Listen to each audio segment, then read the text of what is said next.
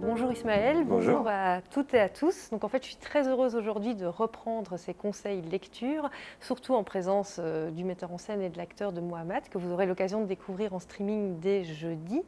Mais là aujourd'hui, on est là pour parler livres et donc c'est chouette qu'on puisse partager ensemble nos coups de cœur, nos conseils en lien évidemment avec le spectacle. Donc on vous a fait comme d'habitude une petite sélection. Je vais tout de suite commencer avec deux incontournables. Donc vous l'aurez compris, le spectacle s'appelle Mohamed. On va parler des questions islamistes et de l'islam en général et du rapport à la religion. Donc un vaste sujet qui demande beaucoup de réflexion et de partage. Et donc là, les deux premiers ouvrages dont je vais vous parler, c'est simplement Brève histoire de l'islam à l'usage de tous. Ce que je trouve très très bien, c'est qu'on est dans une forme de résumé, de réfléchir par le prisme de l'histoire, l'actualité, de casser évidemment les idées reçues, mais ça je pense qu'on en parlera beaucoup dans nos conseils lecture. Et donc c'est un journaliste et enseignant qui a décidé donc du coup de se pencher sur comprendre l'islam aujourd'hui à travers l'histoire. Et en complément à ce livre-ci, je vous proposerai En finir avec les idées fausses sur l'islam et les musulmans, qui est un vrai petit manuel, un vrai faux. Donc il y a des questions, on dit faux, pas si simple, vrai.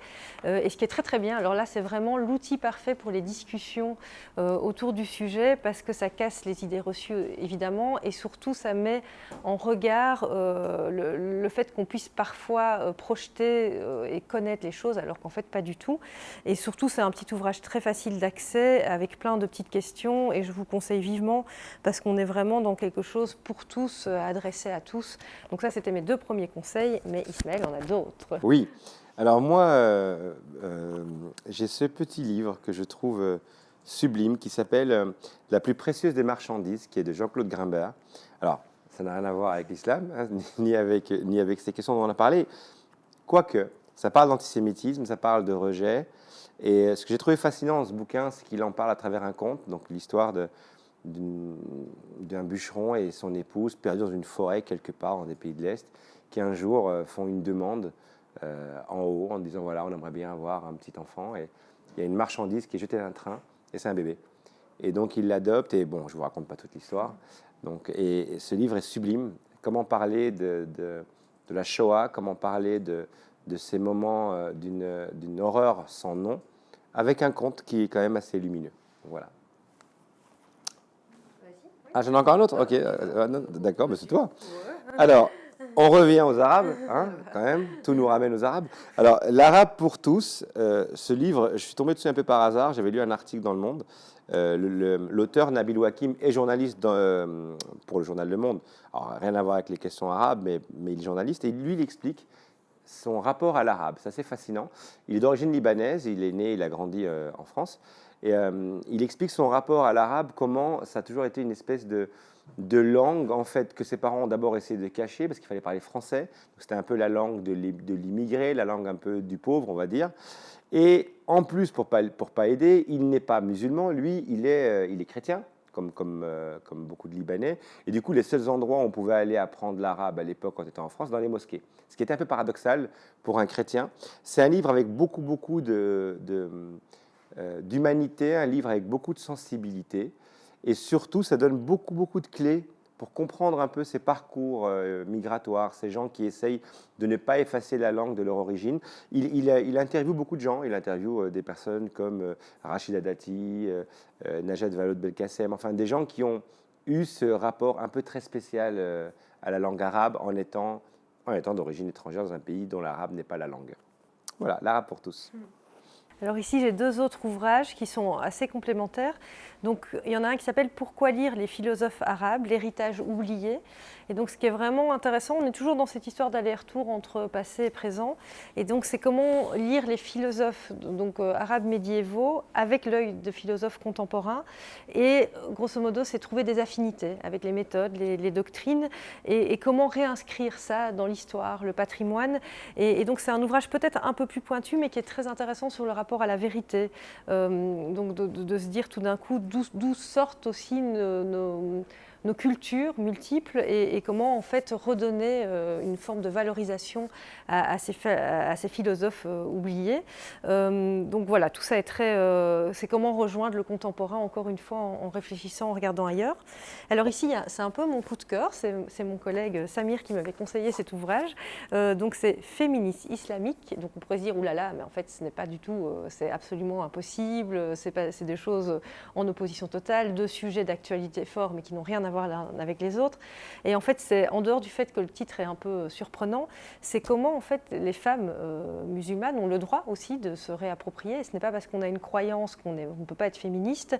C'est comment en fait de l'Égypte à l'Iran, en passant par le Maroc, la Syrie, la France, la Mauritanie, des paroles de femmes, des penseuses, des chercheuses, des philosophes également, peuvent entendre leur voix et veulent en fait absolument décoloniser, je vais arriver, le féminisme à travers aussi leurs croyances. Il y a une introduction qui est absolument magnifique, qui parle de l'islam au-delà du patriarcat.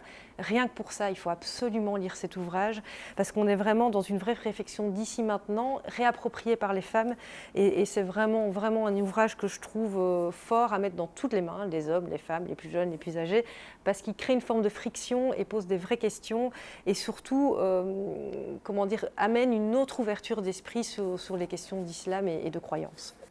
Ben, la transition va être super sur le féminisme et les musulmanes, parce que j'ai pris 3 bouquins de la même auteure, Ella Wardi, donc qui est féministe, mais surtout qui est une femme qui s'est appropriée des sujets d'hommes, raconter la biographie, alors surtout les derniers jours de Mohammed, et surtout la création de ce qu'on va appeler plus tard l'islam, sachant que l'islam n'est pas contemporain à Mahomet, à Mohammed, mais que ça c'est venu plus tard, c'est une construction politique.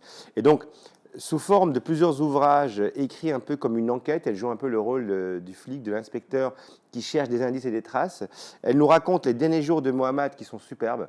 Les derniers jours, enfin, ne sont pas trop superbes pour lui, mais l'ouvrage est super et on découvre comment cet homme qu'on considère aujourd'hui comme un surhomme, comment cet homme a un peu été laissé livrer à lui-même lors de ces derniers jours, qu'il est mort tout seul, et surtout que les autres autour de lui étaient déjà en train d'essayer de réfléchir à l'héritage, ce qui est très tribal d'ailleurs comme réflexion. Donc, les derniers jours de Mohammed, ça a été un énorme succès en librairie, il est hyper facile à lire, il est accessible à tout le monde, on peut avoir une connaissance zéro de la culture islamique, il est accessible et surtout il vous ouvre les yeux. Et après ça, vu le succès de ce bouquin, elle a écrit une suite qui s'appelle Les califes maudits. Alors les califes sont ceux qui ont remplacé khalafa. Khalafa en arabe, c'est prendre la place d'eux, donc remplacer. Du coup, le mot calife, ceux qui ont remplacé le prophète et donc qui sont devenus un peu les responsables de cette mini-communauté musulmane grandissante. La déchirure, c'est ce qui s'est passé juste après la mort de Mohammed, comment ils ont commencé à se déchirer entre eux pour le pouvoir, justement. Et la suite, À l'ombre des sabres, où là, elle raconte comment on est passé de cette spiritualité initiale au sabre et au sang qui a coulé. C'est très intéressant parce que ça permet de comprendre beaucoup de choses de ce qui se passe aujourd'hui à travers un regard historique. Elle a beaucoup d'humour, donc c'est souvent assez drôle même dans sa manière de raconter. Elle a beaucoup d'empathie pour les personnages. C'est super beau. Moi, je suis tombé amoureux des bouquins et de l'auteur. Et donc voilà, ils sont disponibles partout et je pense vraiment que ce sont de très très beaux ouvrages comme ceux dont j'ai parlé ici, mais pour comprendre ce qu'est l'islam, ce qu'est devenu l'islam après Mohammed, les 3 bouquins d'Ella Wardi. Merci Ismaël. En fait, du coup, on clôture quand même avec des ouvrages d'Ismaël Saadi, il y en a beaucoup d'autres, mais il y a l'incontournable Djihad qui a quand même été le démarrage de tout ce travail, d'aller à la rencontre, aussi bien des étudiants que des spectateurs, des citoyens, partout en France, en Suisse, en Belgique. Donc de décloisonner, qui est vraiment une de tes grandes qualités, c'est d'offrir un spectacle pour après, évidemment, recevoir et parler. Et donc ça, c'est Djihad qui a permis tout ça, qu'on trouve donc effectivement. Et du coup, de ça est découlé comme un musulman en France. Alors, ne vous inquiétez pas, nous sommes en Belgique, mais ça va pour tout le monde. Parce que du coup, il y a aussi cette notion où tu as reçu beaucoup de témoignages et de réflexions et qu'il fallait, à un moment donné, les récolter. C'est un peu dans l'idée aussi de casser les idées reçues et surtout, encore une fois, simplement, de manière accessible. Parce que parfois, c'est une question qui nous paraît un peu trop grande pour nous. Il y a quelque chose de vertigineux avec tout ça parce qu'on ne sait plus très bien comment se situer. Et ce qui est très, très bien avec cet ouvrage, c'est qu'en fait, voilà, c'est c'est 50 constats, c'est 50 rencontres d'humains, de beaucoup d'humains. Et donc, c'est compilé et c'est voilà, une vraie belle manière de faire la boucle pour tous ces conseils. Donc, merci à la librairie Pax, parce que du coup, nous avons pu revenir ici pour ces conseils lecture, où tous les livres, évidemment, sont disponibles. Et donc, n'hésitez pas à venir fouiller là-dedans. Dans toute cette matière, il y a évidemment des centaines d'autres ouvrages. Vous vous rendez bien compte qu'on a fait une petite sélection. Mais si déjà, ça pouvait semer quelques graines et susciter quelques réflexions, on serait très heureux de ça. Voilà, merci Ismaël. Merci. Et n'oubliez pas, lire, c'est vivre. Donc lisez, vivez. À bientôt.